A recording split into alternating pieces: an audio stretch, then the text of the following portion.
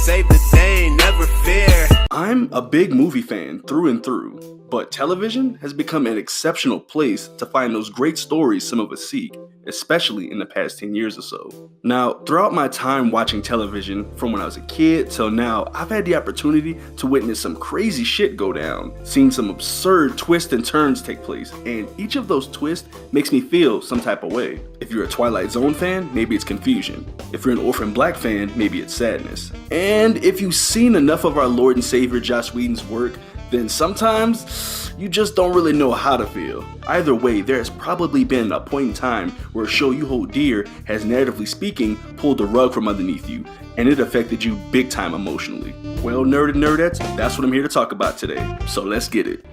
And now it begins.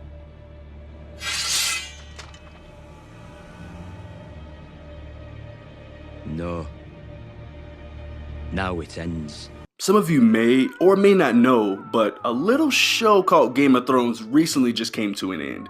And if you're unaware of this series, then let me put you on game. See, Game of Thrones is a fantasy drama series based off the book series, A Song of Ice and Fire, written by the absurdly talented George R. R. Martin. It involves multiple families battling for the ultimate prize, the Iron Throne. Basically, it's just a bunch of white people backstabbing the shit out of each other so they can have a chance to sit on what looks like the world's most uncomfortable chair. And to say this shit is riveting would be underselling how stellar of a job the writers do in this show. The first 4 seasons of Game of Thrones is television at its best. It does drop a bit in quality, but what long-running show on that scale doesn't? The Walking Dead, a show I was quite fond of in its inception, started off good, then it quickly became hot garbage after season 1. Although, despite the severe drop in quality, the show has maintained a decent size of its fan base, so maybe it's just me who's picky. Either way, it's common for bigger shows like this to take a dip. Hell, the same can be said about Dexter, a series I discovered on a mere whim that quickly became my new addiction, and it's still held in high regards even though the final season ended bad. Now, I'm not talking Michael Jackson bad. Nah, I'm talking Kanye West, Poopity Scoop, Fallout 76 bad. Sound familiar? Game of Thrones, despite its dip, still remains thoroughly entertaining though. It's become one of the most loved shows in TV history. Its presence will not be forgotten. It's both a critical darling and a fan favorite. A show that people are just genuinely attracted to on this scale doesn't come along often. Now, you may have heard about the mass hysteria that the final season caused. Fanboys and girls from all over the world were losing their collective minds. Shit, I'm a fan and even I was humoured by seeing and hearing everyone's reaction. Man, even my damn cat got caught up in all the Westeros feels. Meanwhile, my reaction was similar to that of Snoop Dogg's. I know I'm late, I don't give a fuck. I just got back home and I'm watching this fucking Game of Thrones. This shit pissed me off. This nigga killed the queen, cuz. Motherfucker. Funnily enough, this isn't the first time fans were caught off guard. There are many moments throughout this show's run that I got caught slipping, but if I had to pinpoint one moment that truly gave me the feels, it would most definitely have to be that of the Red Wedding. Many people can talk about how great of a subversive masterpiece this was. I don't really want to dwell on that too much. Instead, I'll be tackling how it made me feel and how it later inspired me as a writer. Okay, very quickly. The real drama in Game of Thrones begins once Ned Stark, our main character, makes an alarming discovery. Our boy Ned finds out that all the king's children are biologically not his. Turns out the queen believes in the old motto, incest is best, because the real father of all her kids is actually her brother.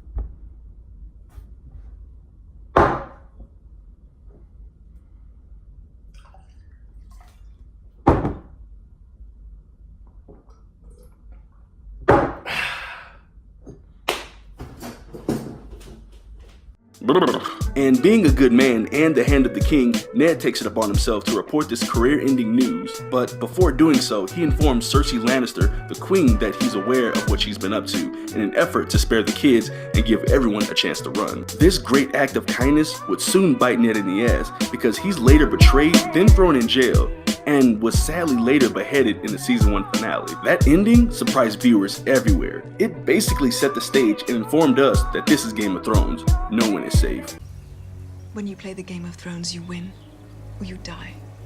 Now, this in turn sparks the rise of Robb Stark. Then, over the course of the next couple seasons, Robb Stark, Ned's eldest son, takes up the mantle of our lead character and wages war over his father's death. Robb is charming, cunning, and well respected, much like his father before him. He is easily one of the most loved characters in all of the show. Robb was young, yes, but he turned many naysayers into allies. He won nearly every battle, and he put actual fear into the Lannisters, who were responsible for the death of his father. Robb was even crowned King of the North after proving his valor. He was playing the game perfectly. Even so, he needed help if he was to take Tywin Lannister's castle, so he sought the aid of the Frey family. They needed the Frey family's help to win the war. Walder, head of the family, agrees to supply the young wolf with help under the conditions that he marries one of his daughters. Robb naturally agrees to these terms.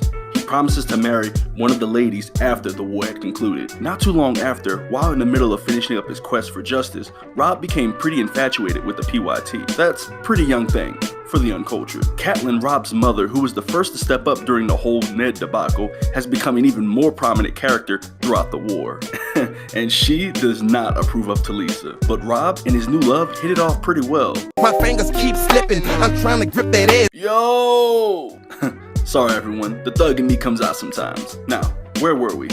Yes, Robb shacking up with Talisa even though he had already promised he'd wed another. This obviously didn't aid him in his quest to take Tywin Lannister's castle. So, like a good Stark boy, he apologized for his wrongdoing and made an arrangement for his uncle to wed one of the Walder's many daughters. After giving Robb a little bit of shit for choosing to marry a much more attractive woman in Talisa, Walder forgives the wolf. Then they commence with the wedding and celebration of Robb's uncle and his new wife. While at the celebration, Talisa proposed to Robb that they name their future son, Ned Stark, in honor of his great father. Robb very clearly loves this, and it seems Catelyn has finally now accepted Talisa as a part of the Stark family. Aww. Catelyn, for the first time since the beginning of the show, actually seems happy, but that feeling of happiness was short-lived. Catelyn gets a sense of unease as she notices the doors being closed and locked from behind, and then that sense of unease soon became dread as the music changes from a jolly tune to the legendary song known as The Rains of Castamere. The Rains of Castamere is a dark and foreboding song that's pretty widely known as the Lannisters' family anthem. Catelyn quite obviously can't shake the feeling that something is afoot, but all of a sudden, Walder actually apologizes for not being too gracious of a host.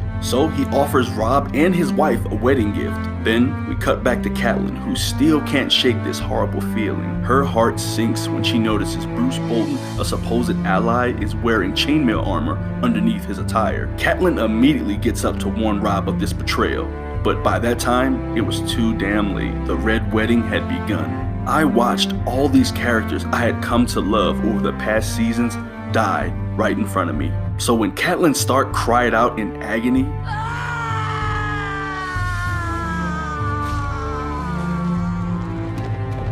I felt her pain. As I watched the slaughter, I noticed my fist started balling up. I had never in my life gotten so obviously sad yet pissed while watching a TV show. Except Berserk, but that's for another time. That shit is crazy. When I saw the homie Robb lying there on the ground like that, I felt as if I too had lost all hope.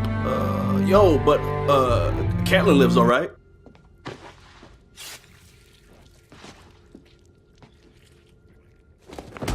Oh my fucking god, she fucking dead. This show at its core is cruel, and George R.R. Martin puts further emphasis on the idea that simply being good doesn't guarantee you'll get the win. Wit is the attribute that's coveted above all else in this game. This isn't just any show. This is Game of Thrones, a show where you never quite know if your favorite character might just get got. Shortly after the shock faded and my anger had been quelled, the first thought in my mind was, I want to write a joint like that. I want to master the art of subversion. So I've been writing nearly every day in hopes that someday I can craft my own subversive great piece in fiction. An interviewer once said George kills off his characters in completely unexpected ways. But that's not entirely true. Nearly every action in the books and show has ramifications of some kind, especially the deaths. Many of those deaths can actually be called from a mile away with just a little foresight. George once said, "You think Ned is safe. You know Ned will be fine because he's the hero.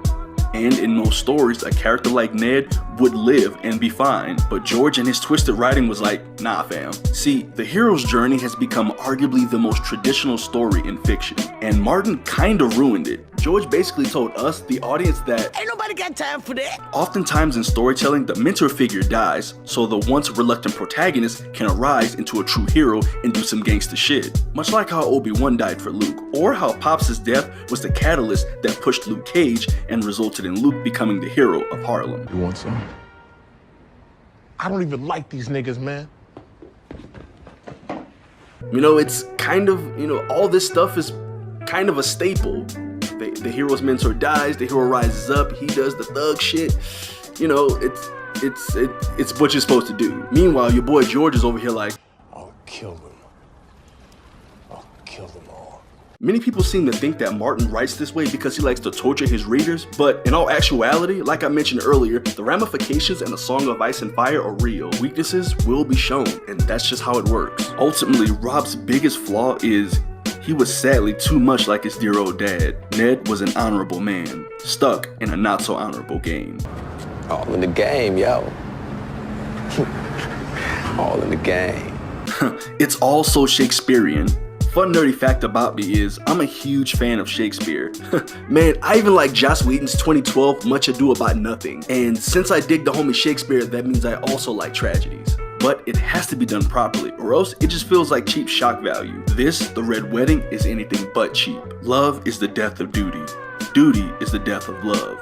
If Rob had done what was originally agreed upon him and stayed true to his marriage arrangements with the Frey family instead of falling for Talisa, then this might not have been his fate. And this, ladies and gentlemen, is how the emotional impact of a well-done twist can inspire you. Thanks everyone for letting me chat your ear off today, and if there are movies, TV shows, comic books, or video games that you feel expertly subverted your expectations or maybe caught you off guard and struck you emotionally, then let me know in the comment section.